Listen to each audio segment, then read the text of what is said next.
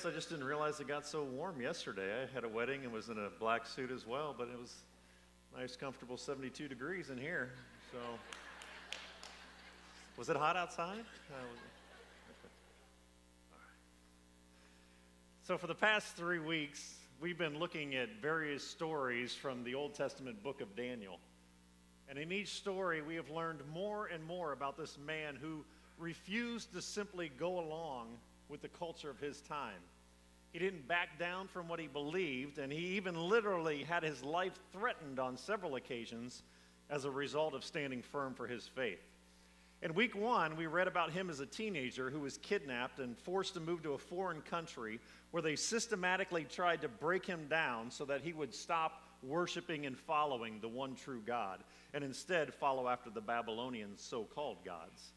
And even at such a young age, Daniel was this amazing example to everyone around him about what it looked like to live a life of dedicated faithfulness. And teenagers, make sure you take note of this, because your example matters to the rest of us.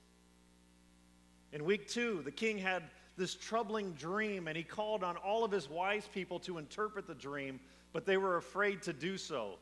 But Daniel genuinely cared for the king, and even though it wasn't easy, and the fact that the king could have killed him if he didn't like his interpretation, Daniel interpreted the dream and lovingly confronted the king on his arrogance and asked him to stop doing things that were against God's will for his life.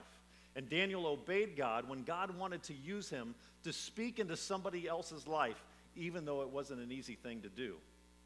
Last week, we looked at the story of Daniel being put in the lion's den because he refused to pray to the king alone. The king's other leaders had tricked him into signing a decree that prohibited the people from praying to anybody but the king for 30 days. And they knew full well that Daniel was a faithful man of prayer, and they could not find anything wrong with the way that he lived his life.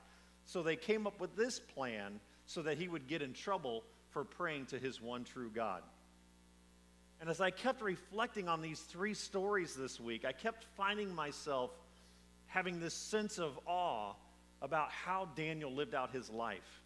He had such great courage in the midst of the many trials that came his way. Despite what anybody else would say or do, he continued to be faithful to the God he loved. And when I read through the book of Daniel, one word keeps coming to mind over and over and over again. And that word is integrity. So today it's going to be a little different. I'm not actually going to use a particular story from Daniel like we have the last 3 weeks, but instead I want to use his example of integrity to teach on that subject of integrity. Integrity is a matter that is very near and dear to the heart of God and his followers, so it needs to be of the utmost importance to us as well. Now, if you're new, I recognize where you might be in life right now. Maybe you have been hurt by people who profess to be Christ followers who did something to you that lacked integrity. Or maybe your experience has been that the only Christians that you've seen were really good about talking one thing while behind closed doors they lived out something completely different. And if that's been your story, I just want to say that I'm sorry that that has been your experience to this point in your journey. Because we are not perfect by any means. We work to reflect God's character to the world. A lot of the times we get it right, but sometimes we get it wrong. And we hope that you will choose to come back and spend more time with us. And we trust that if you do that, that you'll get a better and clearer picture of what it means to be part of a church family and live life together on a deeper, more meaningful level. Now let me start off by giving you one of my favorite illustrations of integrity. This was something I was reading about, and when I got done reading it, this comparison to our walk with God just really dumped on my heart. In 1912, when the Titanic sailed, everybody called it unsinkable. And that was because the Titanic was using this new technology at the time. And the new technology was to take the hull of the ship. Now, you know, the hull of the ship is that part which sits just above or completely beneath the surface of the water. They took the hull of the ship and they divided it into 16 compartments rather than just being one unified, whole, integrated hull. And the idea behind this was that even if several of the watertight compartments would get damaged and flood, They would be isolated, and even if they completely flooded, the ship would continue to float. The problem is that 6 of the compartments were damaged when they hit the iceberg, and it was just mathematically a matter of time before the ship would sink. While they had divided the hull into 16 compartments, the dividing walls were not high enough, and the water eventually spilled over from one section to another section, causing the ship to go into a nosedive into the depths of the ocean. The integrity of the hull was gone, and as a result, the ship was lost. And I think about how that relates to our lives and our walks with God. Many of us are like the Titanic, where we have consciously or unconsciously divided our lives into various compartments. We divide our lives into little bite-sized pieces. This is my work life. This is my home life. This is my church life. This is my it's the weekend life, and on, as if these things are totally unrelated to each other. But those of us who profess to follow Jesus, we're susceptible to doing the exact same thing. We have this compartment where we do our spiritual things, and then we have another one where we go to work and we live in the real world and make real money and do real things. The problem is that never was the way that we were designed to be by God. Our entire lives are supposed to be one seamless, integrated whole, where if sin enters in, it affects everything. Instead, we foolishly convince ourselves that we can compartmentalize everything, and if sin enters into one area, it's no big deal because it's not going to affect all of the other areas. And this couldn't be further from the truth.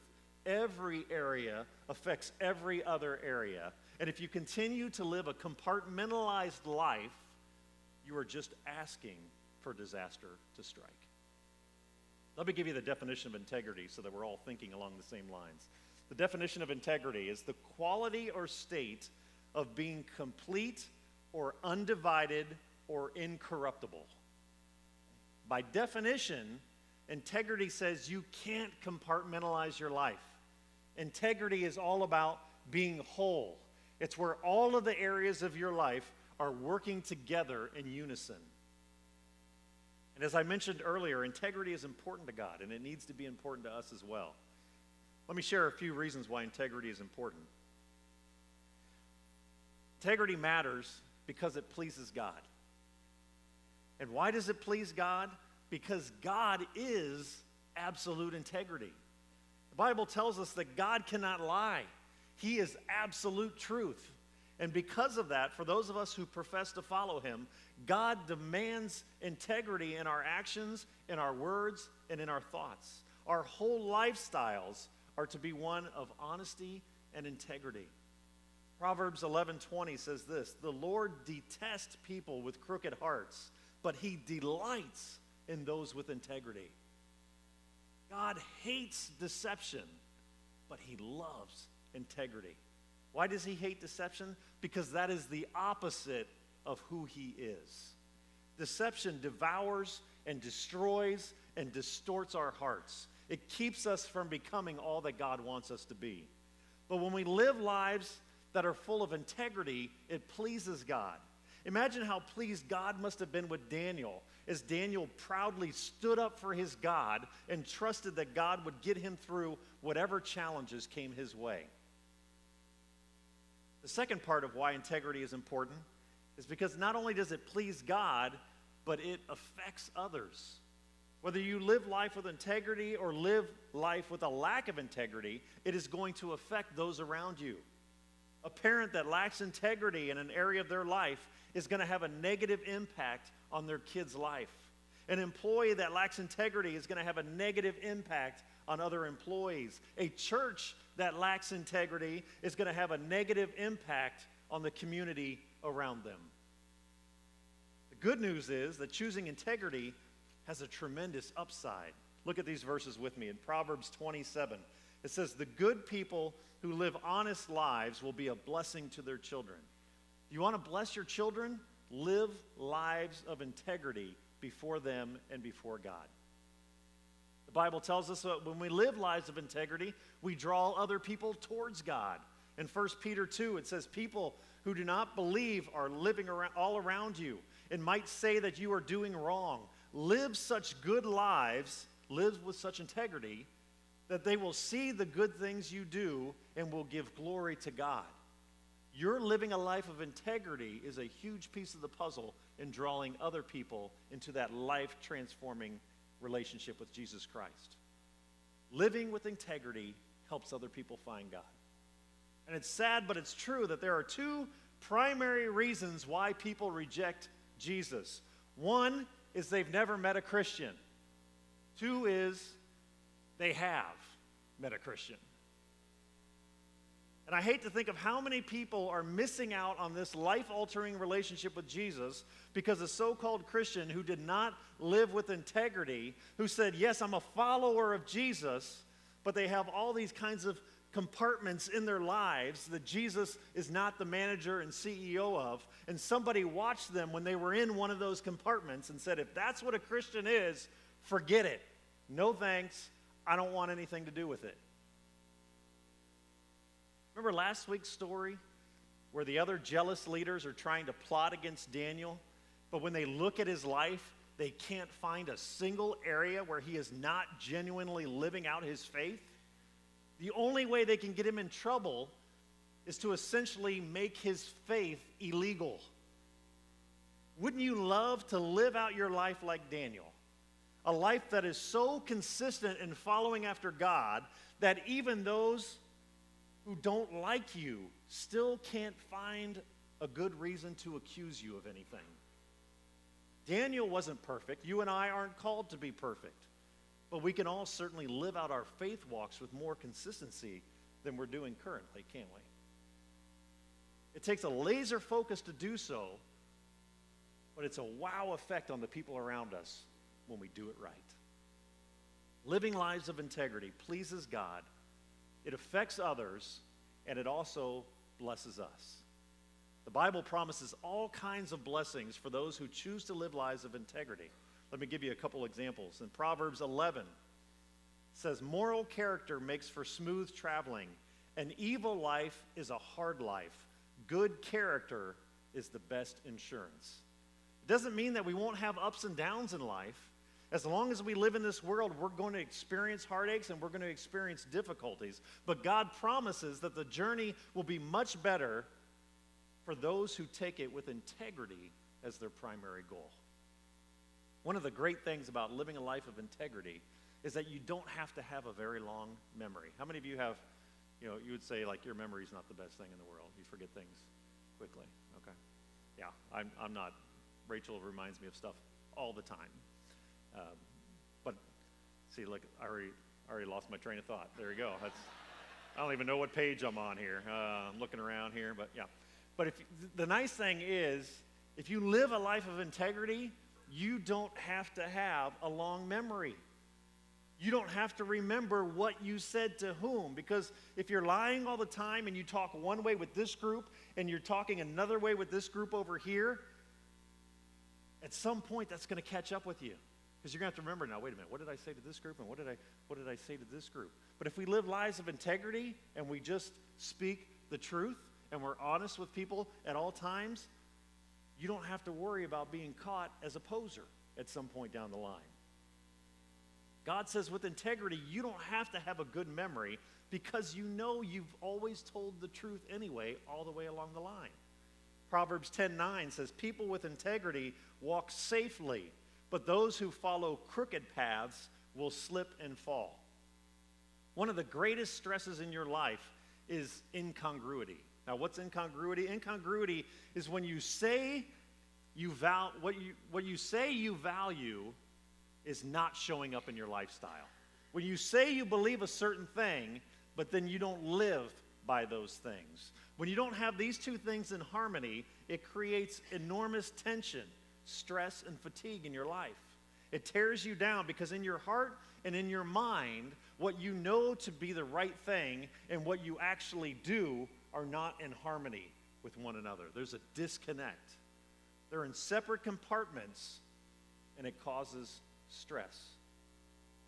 Daniel didn't have to face this because every day he was intentional about making sure that his talk and his walk were matching up with one another. His message was consistent. I love my God, and I will serve him no matter what. And he lived that belief out his entire life. And what I want to do now is I want to give you some action steps that you can take on a daily basis that will help you live out your life with more integrity. And your homework assignment is going to be to choose at least one of these action steps to focus on developing this week. All right, the first action step on how to live with integrity is speak the truth. Now, guys, again, those aren't profound words, speak the truth. We hear that all the time. In our minds, we say, yes, speak the truth. But in reality, how often are we tempted to just do a little white lie here and there? We don't want to hurt somebody's feelings, right? There's a battle that goes on there. We like the idea of speak the truth. We want to be those kinds of people. But if we really watch our day-to-day interactions with other people, we find that sometimes it's pretty easy to get pulled down another trail. Do you keep your word? Do you keep your promises? Or are you always making excuses?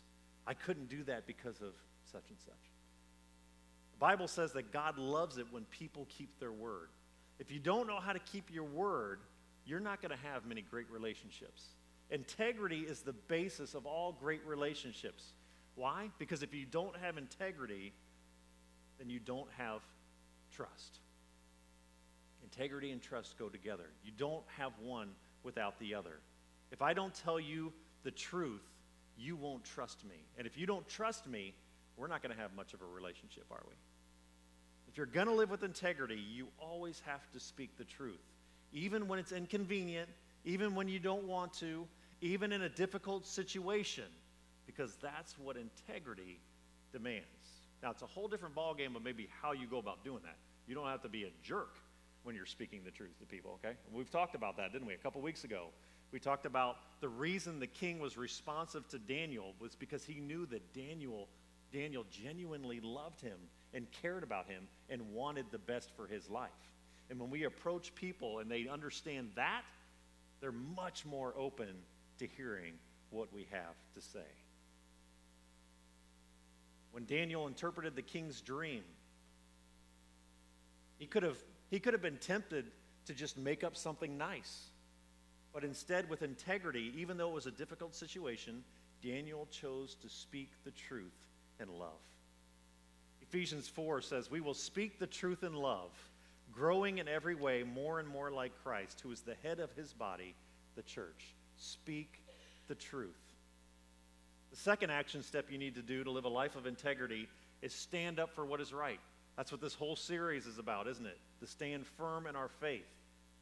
2 Corinthians 13, "For we cannot oppose the truth, but must always stand for the truth."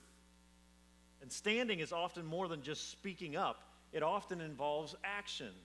Sometimes you have to do something because integrity demands that you take action. We don't have many people today interested in standing for the truth.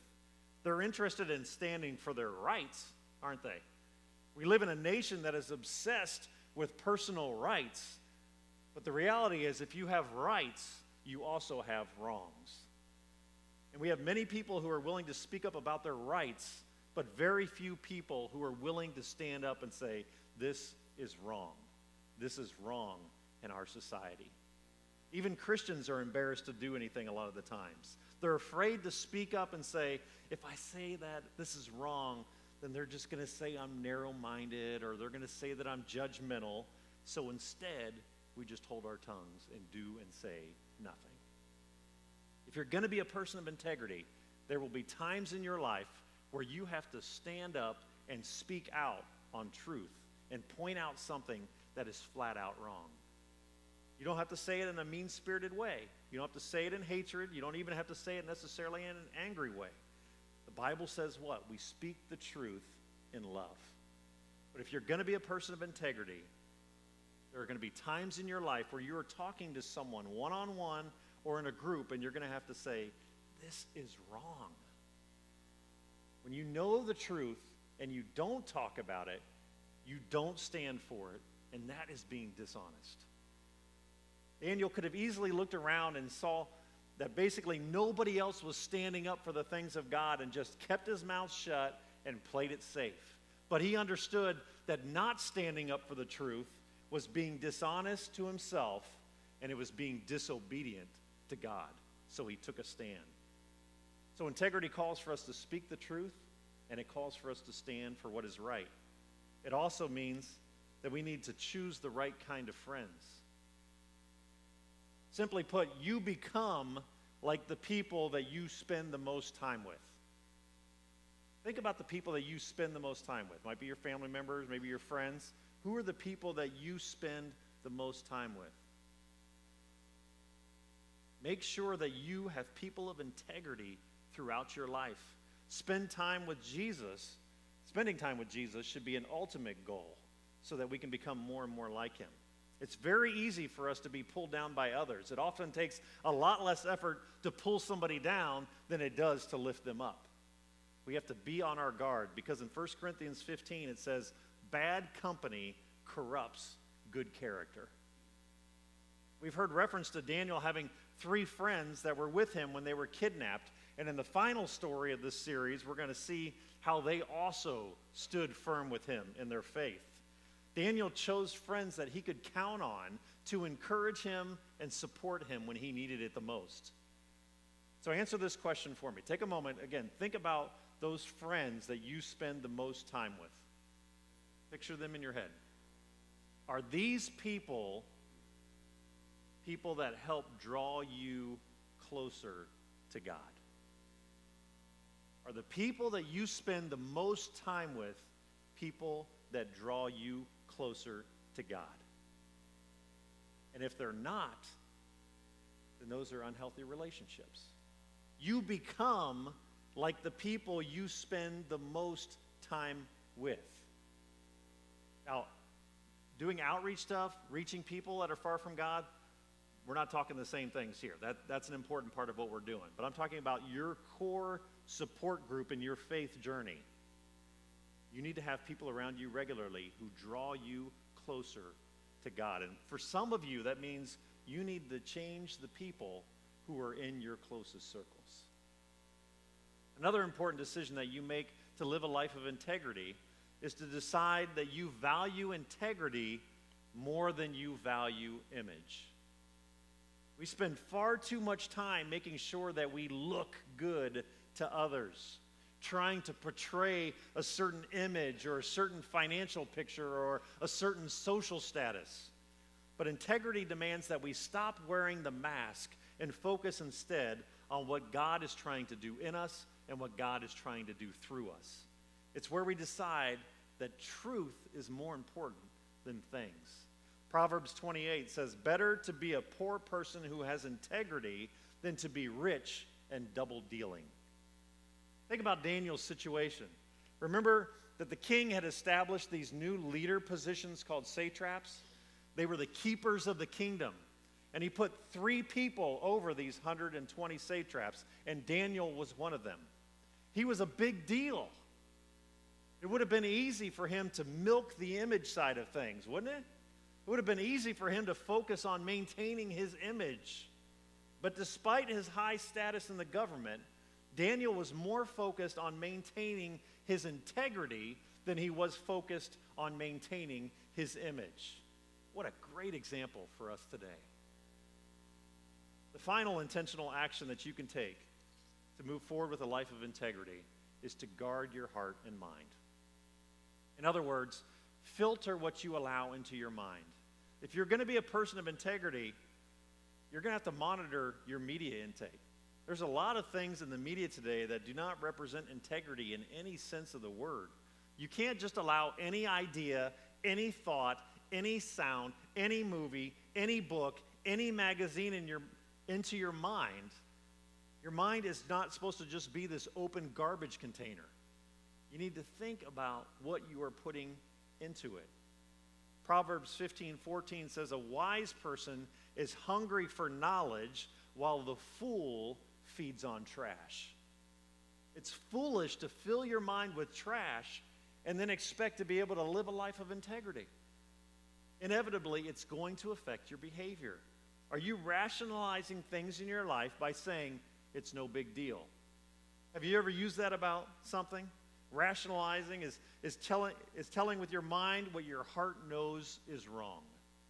It's saying with your mind something is right when your heart knows that it's wrong. It's rationalizing lies. Are you saying it's no big deal in a certain area of your life right now? Are you saying, it's just a small sin? And on top of that, I've got it compartmentalized over here at the rear of the hall. Let me ask you this question. How big of a hole does it take to sink a boat? Does it have to be this big 5-foot hole or a 2-inch hole or a 1/2-inch hole?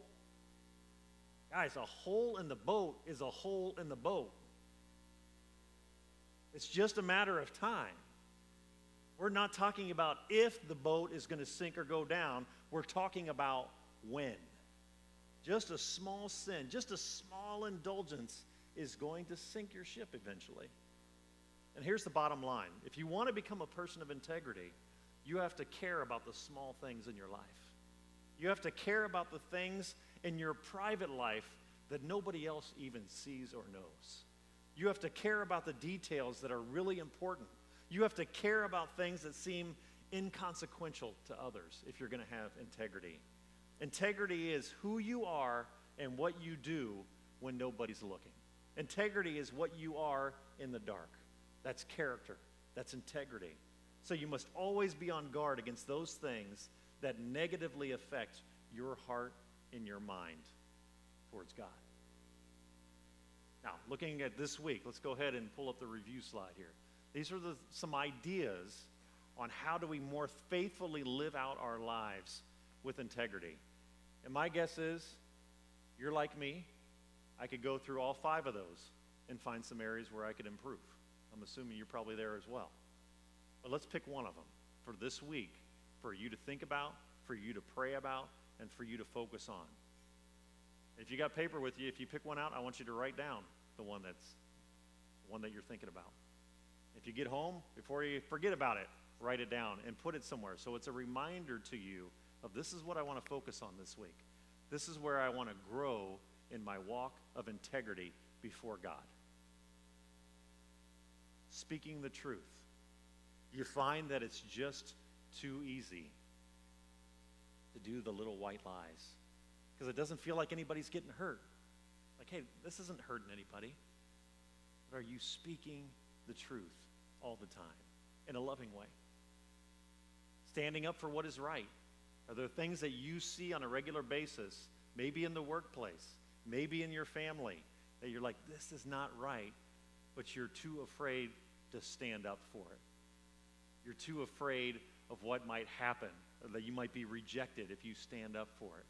But if you prayerfully consider those things and God nudges you to stand up for that, then trust God. Like we said last week, trust God with the results. You do what you're supposed to do to be obedient to God, and you trust God with the results. Choosing the right kind of friends.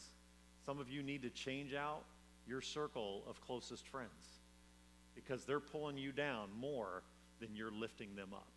And that needs to change. You've got to have a close group of friends that love God and love you because you become like the people you spend the most time with.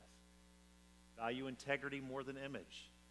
Guys, I know this is one for me, struggle with. It's easy to get caught up in trying to portray a certain image, isn't it? We all do it. It's just a matter of how much we do it. And we always have to catch ourselves and going, okay, what's more important to me?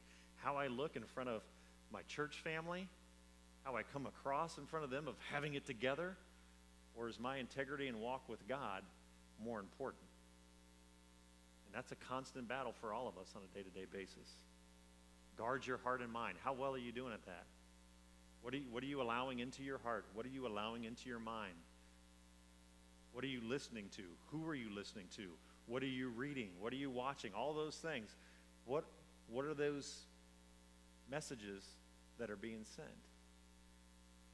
Is that something that you need to take some intentional steps about to say, you know what? I need to change it. I need to stop reading that magazine. That magazine is not helping me at all. Or maybe it's replacing it with something else. Maybe you're taking one thing that has nothing to do with God and replace it with some reading that has everything to do with God. Some simple steps that you can take that can totally change the direction of your life and help you live out your life with more integrity. So which of these 5 things are you going to focus on? Because let's go back to the Titanic picture. We don't want to be people who divide our lives, the hull of the ship, into a bunch of compartments and think, I've got this little... I've had way too many conversations with way too many people who have been there, and my guess is just about everybody in here has one of these as well. We've got this compartment over here that nobody sees, maybe nobody even knows about. And things that are honoring to God aren't taking place in this compartment. And we keep thinking, but there's 16 compartments, Chris, so 15 out of 16 is not bad, right? But that's where our thinking is wrong. Because sin affects everything. There is no compartmentalizing sin. Sin will spill over into the other areas of your life until it has contaminated every aspect of your life. So maybe if you're here today and you've got a compartment that you need to just come, God knows about it already, but maybe it's time to come to a place of asking for forgiveness and repentance for that. Maybe it's coming to a time where you need to talk to a trusted friend about this area in your life that you're struggling with. And they can help you start taking steps and getting out of that. Because one of the greatest strategies that our enemy, Satan, uses against us is to make us fear rejection from others.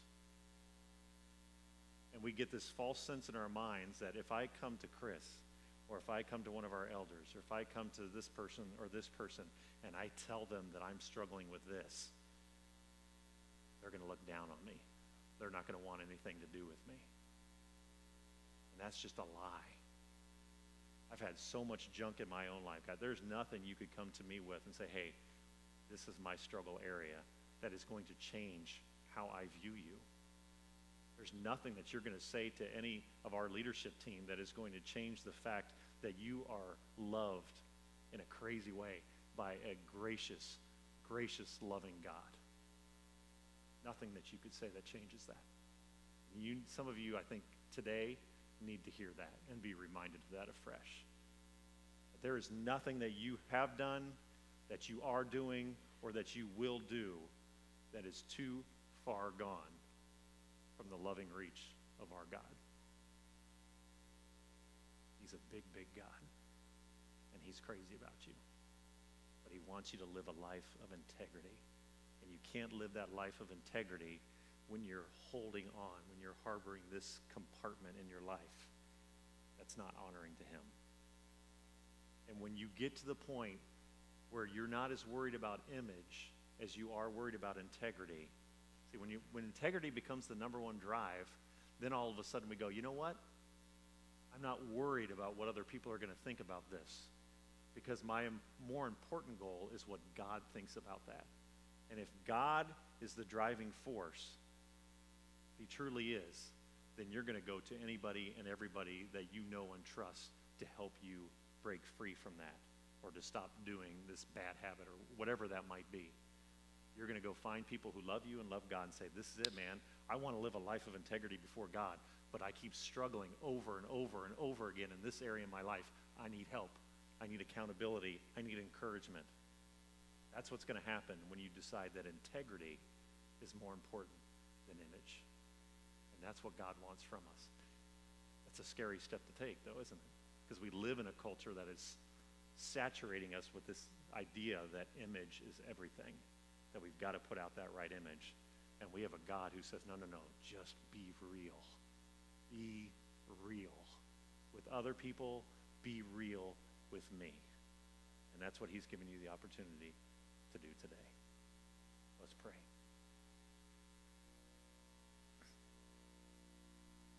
God, I am so grateful that you are a God of tremendous love.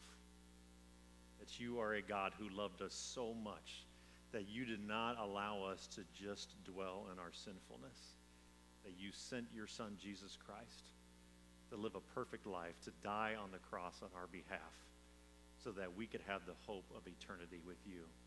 So that we could have the hope that no matter what we've done or are doing, that we are not so far gone that your grace can't reach us.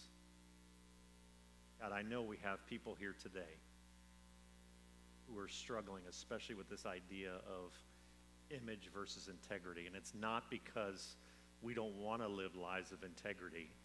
It's just because we have been conditioned to have so much fear about worrying about what other people think that we've allowed that to become more of a driving force than our desire to go after what you think about us. So God, I pray that you would give courage to anybody in this room today who has that compartment going on in their life that needs to bring it out to the light. Whether that's talking with a family member, whether that's talking with someone here from the church, somebody else who loves them and loves you, that can come alongside them, that can encourage them, that can hold them accountable and help them move in the direction that is honoring to you. God, I just pray that you would bind the enemy from continuing to whisper lies into their ears that they need to be fearful, because your desire is to set them free, and your word says the truth will set you free. And that's what we want to pray for people in here today, Lord. If they're struggling with something, would you give them the courage to stand up and to step out in their faith in you and trust you with the results. It might mean a difficult time for a while as they wrestle through the struggle that they're going through, or the relationships that is affecting, because like we said, there's no hidden sin that doesn't pour over and affect other areas of our lives. So there might be some fallout from that. But I pray that you would give them the courage to step into that. Again, knowing that by going through that process of getting real and tackling the issue, that it's going to allow them to move forward with more integrity in your eyes. And that should be our ultimate goal. So God, thank you for the example of Daniel, who lived a life of integrity before you, no matter what people thought, no matter what people said, no matter what people did. What an amazing example he is to us. Not because he's perfect, but he was so focused on his relationship with you and making you first. And he serves as an amazing example to us here thousands of years later. Help us to have more of the faith of Daniel. Help us to follow after you more with everything that is inside of our hearts. In Jesus' name we pray. Amen. Now, so for some of you, a first step might be to have a conversation this morning. And if God is prompting you to do that, please be obedient to that. We have some members of our prayer team over here that would be happy to talk with you. I'll be around. You know some other church leaders probably as well that you can talk to. If God is nudging you, have that conversation before you leave this morning. If not, take time this week to think about those 5 things. Hopefully you got one locked in that you're going to work on, that you're going to focus on, and just be real with God and say, God, you know what? I'm coming up short in this area, and I need you to help me to be stronger in it so I can walk a life of integrity before you. And God will honor those prayers. God will honor those efforts. Love you guys. Let's keep working towards being a church of integrity in our community. We'll see you next week.